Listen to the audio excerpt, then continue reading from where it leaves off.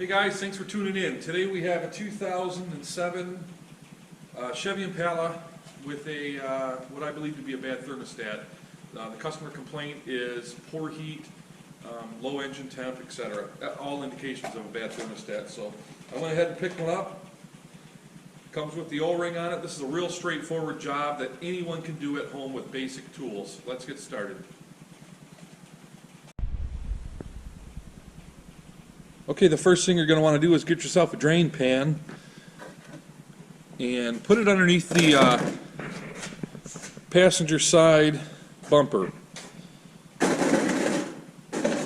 On this engine, the thermostat is located lower than most of them. It's actually on the lower radiator hose, not the upper one. So we're going to have to drain most of the antifreeze out of the engine and the radiator.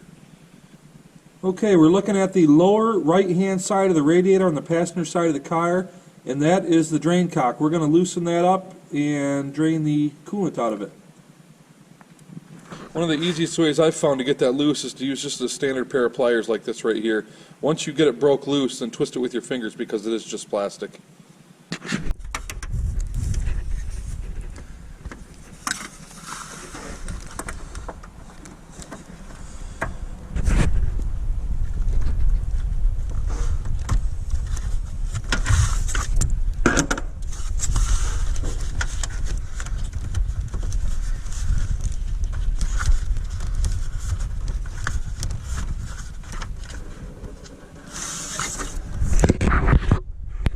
Okay, once you get that broke loose, we're going to take the radiator cap off.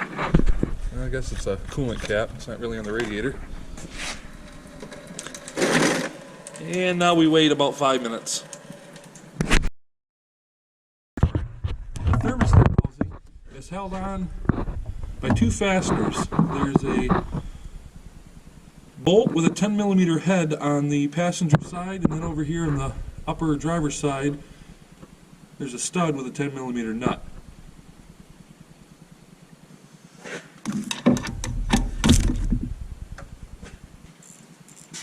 Alright, I got a quarter drive ratchet with a deep well 10mm. I think I'll be able to get on there with this.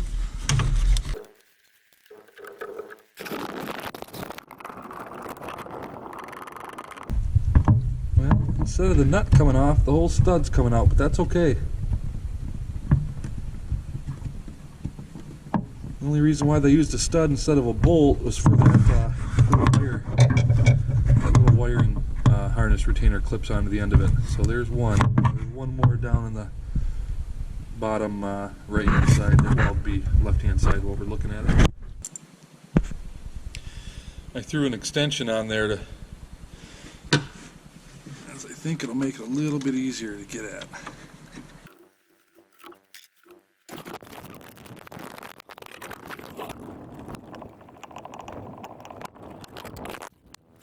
Alright, got the other one out.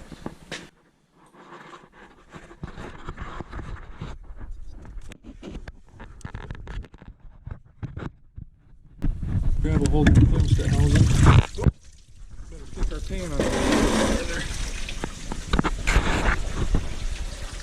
You might spill a little coolant.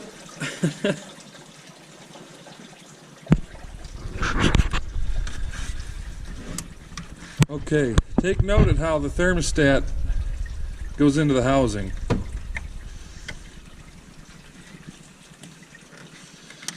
See if I can pry this thing out of here with one hand or not. Nope.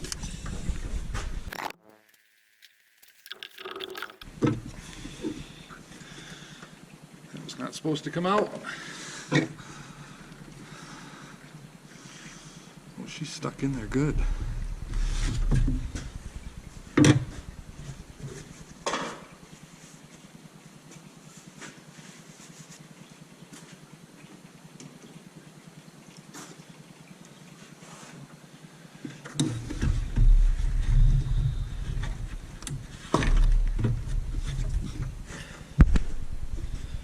Okay, here's our thermostat.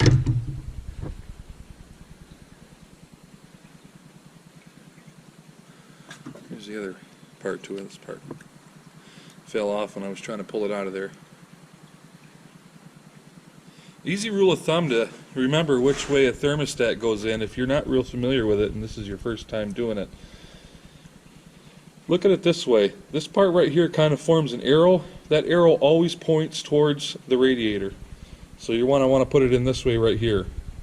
So that this right here, and all thermostats, not all thermostats have this piece right here, but they all pretty much look like this right here.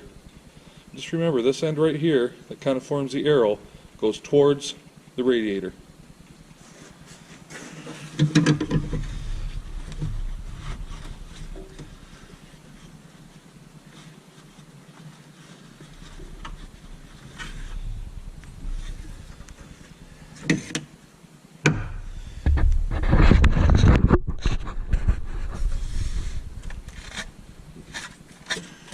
You can see right here there's a ring, kind of an indent. That's where the rubber O-ring sits for the new thermostat.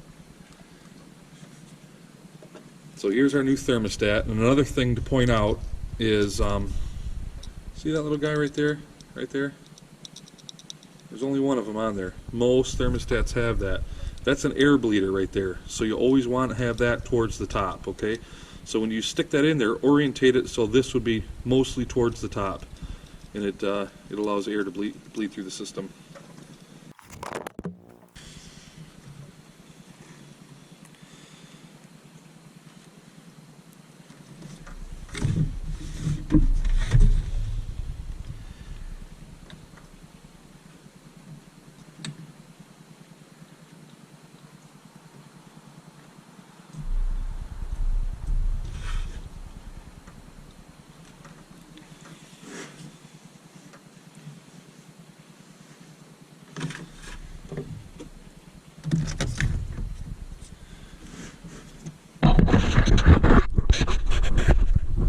Okay, I've got the thermostat placed into the housing. I got the little air bleeder a little bit closer to this screw because this screw is higher than that screw. These are diagonal.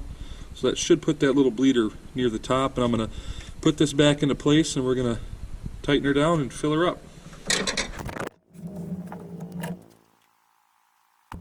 I misspoke when I called this a stud. It turns out that it's not a stud. It's actually a nut with a stud attached to it.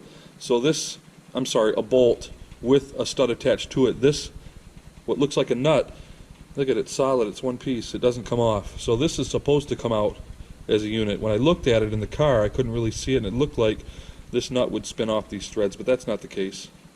No big deal.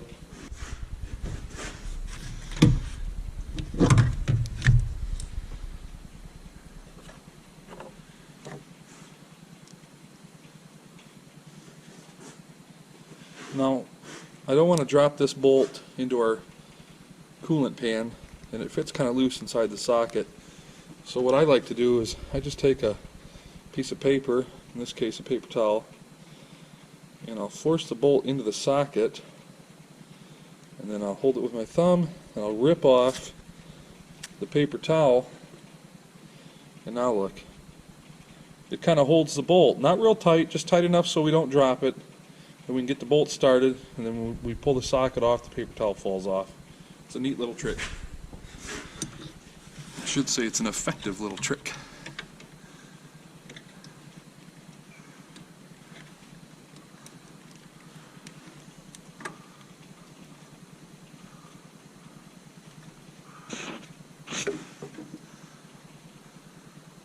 Let me see if I can.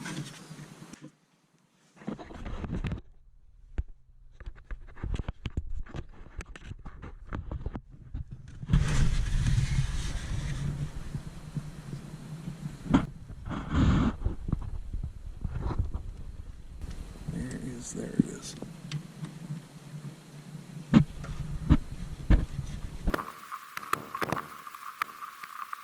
Alright, now we'll pull it off. There.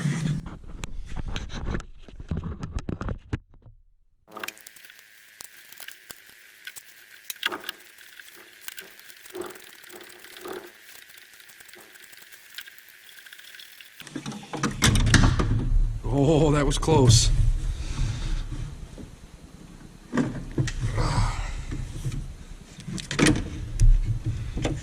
leg's trying to fall down in there.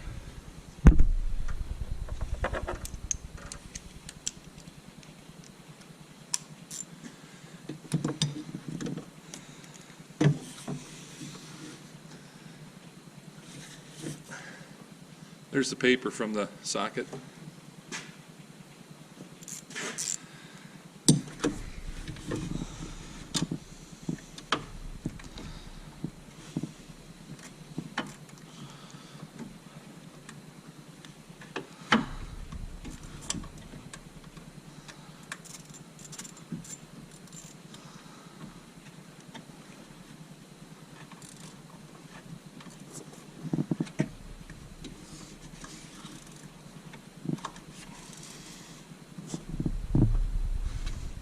Now this only has to be tightened up hand tight. I believe it's like 8 foot-pounds is the spec on it. The reason for that is because it's got a rubber gasket, a rubber O-ring as a gasket, so you don't have to run this thing home.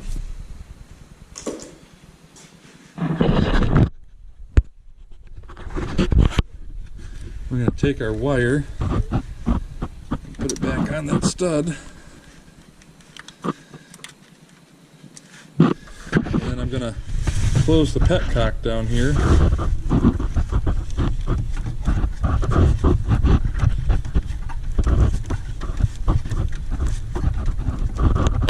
Okay, it's closed. And also that's just a plastic valve, so you don't need to close it with pliers. I only use the pliers to break it loose because it's real tight from sitting.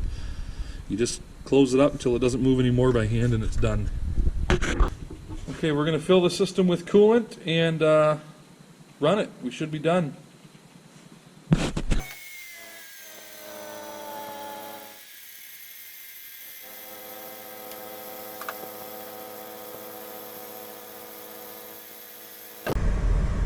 Okay, as you can see, the car is up to temperature.